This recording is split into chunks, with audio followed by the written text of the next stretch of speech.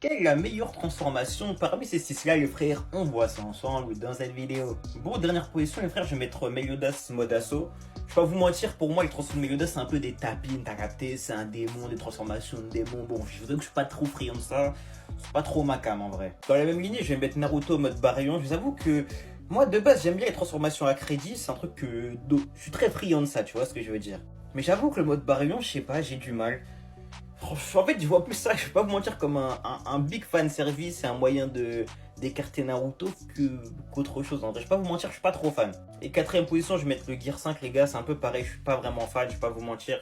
Certains prendront ça comme un coup de génie d'Oda. Oda, il cartoonise, je sais pas ça se dit, cartoonise le manga, ça. Moi, les gars, je suis vraiment pas du tout, mais du tout friand de ça. Et personnellement, je vois même plus ça comme un aveu d'échec d'Oda qui n'arrive pas à rendre dangereuse son œuvre et du coup, maintenant, il passe au second degré pour en mode faire passer la pilule. Moi, je vois ça comme ça personnellement.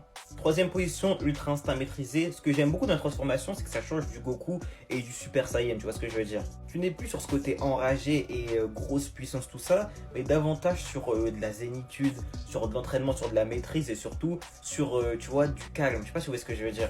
La transformation est bien moins agressive et va à contre-courant de ce que nous a toujours proposé Goku. Franchement, les gars, moi, je valide fort le Goku Ultra Instinct. Franchement, c'est propre.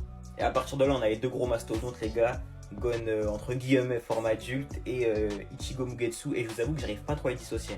Encore une fois, c'est le même fonctionnement pour les deux, c'est deux transformations à crédit. Dans les deux transformations, tu perds l'entièreté de tes pouvoirs à la fin, donc concrètement, ça se vaut. Maintenant, j'ai plus été marqué par Gon, je vais pas vous mentir, la scène est pour moi la plus iconique, vraiment.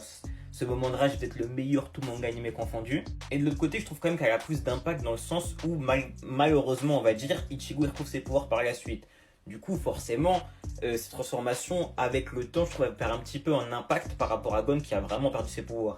On suppose qu'il aurait pu les retrouver dans la suite, mais pour le coup, il les a quand même perdus, tu vois ce que je veux dire. Donc, je garderai Gon en première position et le Mugetsu en seconde position, même si j'aime énormément le Mugetsu. D'ailleurs, super classe, insane.